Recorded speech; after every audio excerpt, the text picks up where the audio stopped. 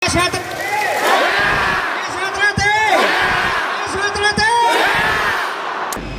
lupa like dan subscribe channel Korlap PSHT Magetan.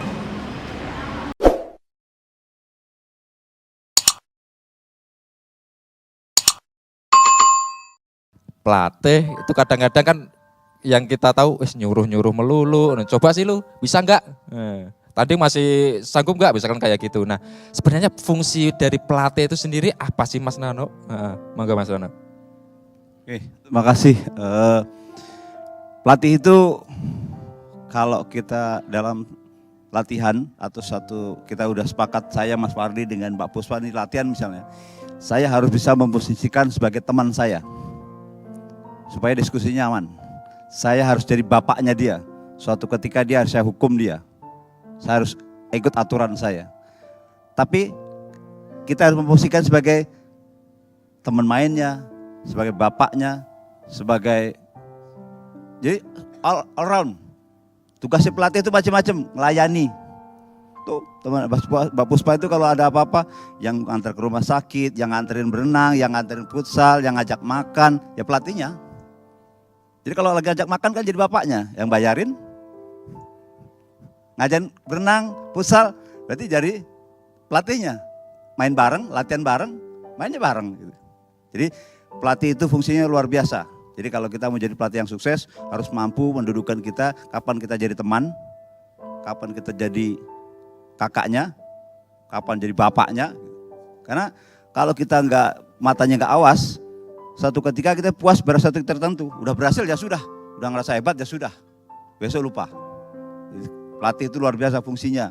Jadi saya bisa jadi pelatih bukan karena saya jadi atlet nasional. Ya sekali lagi, saya jadi pelatih bukan karena jadi atlet nasional. Jadi beberapa macam-macam latar belakang. Mungkin ada dari pendidikannya, mungkin dari pengalamannya. Saya bisa jadi pelatih nasional gara-gara Esatrate gitu. Kalau Mas Wardi, Mbak Puspa jadi juara nasional ketahuan. Nanti jadi pelatih udah laku debat masuk. Saya nggak pernah jadi juara nasional. Tapi selalu mulai proses pendidikan, saya belajar. Otodidak dari pelatih. Kalau boleh saya cerita sedikit, pelatih saya itu, saya mimpi waktu jadi latihan, saya latihan 83, disahkan 86 di Jakarta. Itu pelatih saya pelatih PON DKI. Jadi setiap pulang latihan tuh ngeliat jaketnya tulisannya Pelada PON DKI, warnanya orange gitu. Kita, kapan gue kira-kira bisa jadi pelatih kayak dia. Jadi ternyata obsesi seorang murid kepada guru itu luar biasa. Namanya Mas Edi SP, itu pelatih nasional. Begitu saya kejar jadi pelatih, saya bisa 2000 jadi pelatih PON di Surabaya itu, PON Surabaya itu. Pelatih saya jadi pelatih SEA Games. Bajunya ganti lagi, jaketnya ganti lagi, keren lagi. Gue bisa nggak kira-kira jadi pelatih SEA Games kayak begitu? 2012 saya masuk di pelatih SEA Games. Pelatih saya masih kejuaraan dunia, kejuaraan, wah lebih tinggi lagi sudah habis. Udah habis, saya udah nggak bisa, udah mentok kalinya. Begitu saya susul jadi pelatih kejuaraan dunia, pelatih saya meninggal. Almarhum Mas RSP. Berarti saya ntar lagi meninggal juga. Sudah habis, saya udah pelatih juara dunia pernah, pelatih SEA Games pernah. Karena terakhir saya di manajer tim saya di Indonesia. Berarti udah habis. Saya udah ngelewatin pelatih saya. Jadi hati-hati, pelatih itu obsesinya anak-anaknya. Jadi kalau jadi pelatih harus jadi contoh yang benar. Karena itu pelatih itu idola. Jadi idolanya atletnya. Kalau gaya pasangan joget-joget, anak keturun melatihan tukang joget kabeh latihannya. Lihat aja.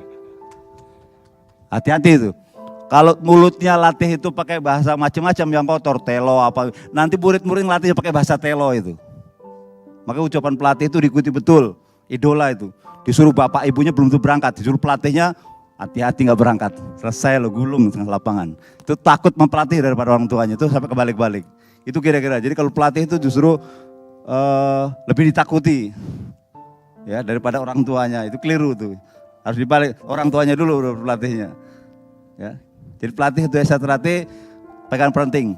Tadi Mas Wardi kasih PR buat pengurus. Dia punya mimpi pengen punya sekolah, punya akademi pencaksilat. Jogja sudah menjawab. Hari ini boleh saya pelakannya di sini udah ngomong juga, saya udah ngomong ketum juga. Kita punya 4 profesor olahraga. Profesor di UNJ. Akan support kaitannya dengan pencaksilat prestasi. Dia akan bikin akademi pencaksilat. Nanti yang amatir ada yang profesional. Doain kita semua. Itu upaya. Jadi kita mudah-mudahan 1-2 tahun ke depan udah bisa buka sekolah khusus akademi pencaksilat berbasisnya Esa Terate. Kampusnya di UNY. Ini udah mimpi, ternyata mimpinya terjawab. Udah 4 profesor, ada 9 doktor olahraga. Luar biasa. Baru ketemu dari beberapa hari yang lalu. Dan ketemu di Jogja. Ini momen Jogja. Sekali lagi 100 tahun menjawab keinginan Mas Wardi, Mbak Puspa pengen punya pelatih-pelatih yang basicnya pendidikan. Bukan basicnya otodidak kayak Nano. Makasih.